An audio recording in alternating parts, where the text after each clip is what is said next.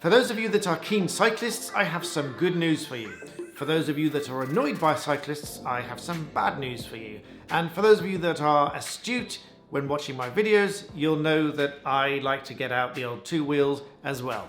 So that's what I'm talking about today. But first of all, if you're new to my channel and you've got questions of your own, don't forget to hit subscribe because I'm a barrister who helps you understand law. So on the 10th of June, just about a week ago, the Department for Transport made an announcement that said that local authorities can use CCTV to catch and fine drivers that are driving or parking in mandatory cycle lanes. The statement itself read as follows: cars parked on cycle lanes pose problems for cyclists, often forcing them into the flow of traffic. With approved camera devices, it will be easier for those local authorities with civil parking enforcement powers to take action against cars illegally parked on mandatory cycle lanes, allowing cyclists to complete their journey without deviating from their path. For those of you that are keen cyclists, it probably doesn't need much explanation as to why this is important. But for those of you that are not cyclists, I would like to speak on behalf of the cycling community just for a moment. I often say that a lot of roads around Britain are not particularly well adapted or designed for cyclists. That might be because they are narrow, there's obstructions, or there isn't a dedicated cycle lane.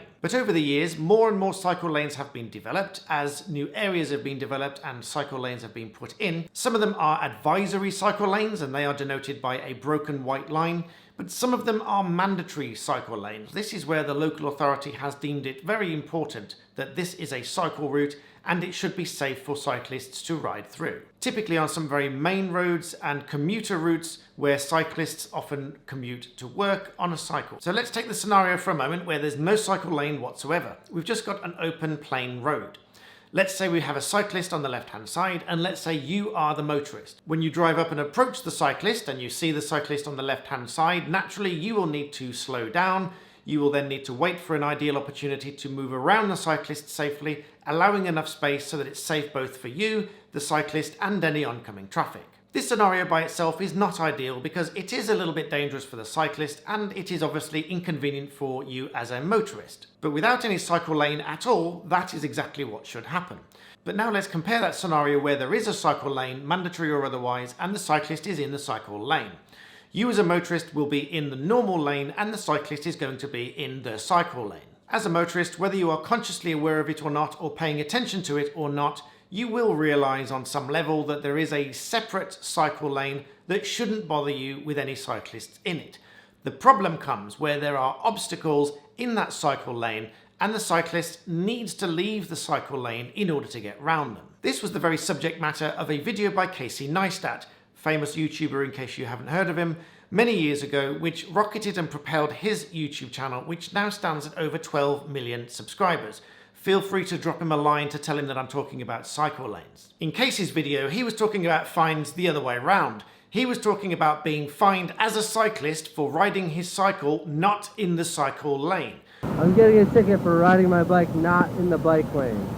But of course, his whole video was exactly this point. He needed to leave the cycle lane to avoid obstacles in the cycle lane itself. But he was fined by the police for doing so. So his video showed him riding into these obstacles in the cycle lane because that's what he was told to do by New York Police Department. In the bike lane.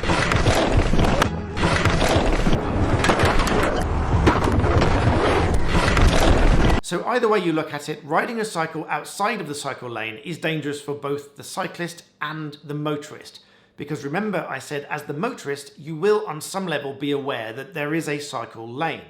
So if you are driving along, you won't mentally expect a cyclist to come out of that lane in front of you to avoid an obstacle. Because of course that obstacle is not going to be in your direct line of motion, but it will be in the way of the cyclist. So unless the cyclist slows down, waits for the cars to go past and then goes around the obstacle, then the cyclist is going to have to come out into your lane to get around the obstacle. Now, of course, obstacles in the cycle lane are unavoidable if they are roadworks, drain works, or something else that simply can't be avoided.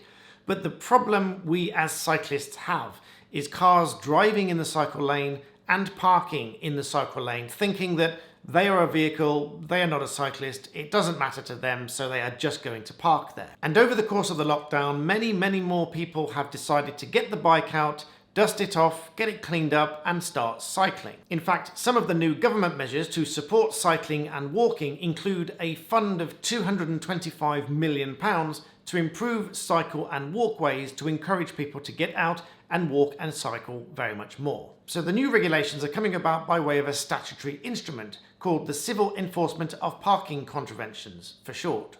From the 22nd of June, English local authorities are going to be able to use CCTV cameras to identify and fine drivers for parking or unloading in a mandatory cycle lane. The fines for a first offence will be a maximum of £130 in London and £70 elsewhere. Important to note that this was already the case in Wales, and Scotland is considering similar measures along these lines as well. As a reminder to both motorists and to cyclists, a mandatory cycle lane can be identified because it has a solid white line, as against a broken white line. That being the case, motorists must not drive or park within a mandatory cycle lane. There is a slight contrast with the advisory cycle lanes. Those are demarked by a broken white line, but drivers still should not park within those areas unless it is unavoidable, according to the Highway Code. And some further good news, this time for everybody, is that the Department for Transport also announced a Fix Your Bike fund for £25 million, which will be issued by way of 500,000 vouchers worth £50 each in an effort to help you fix your bike, get you out on the road and get healthy. Give this video a thumbs up if you found it useful. Drop your questions and your comments down below. They might find their way into future videos. Thank you for watching and I'll see you next time.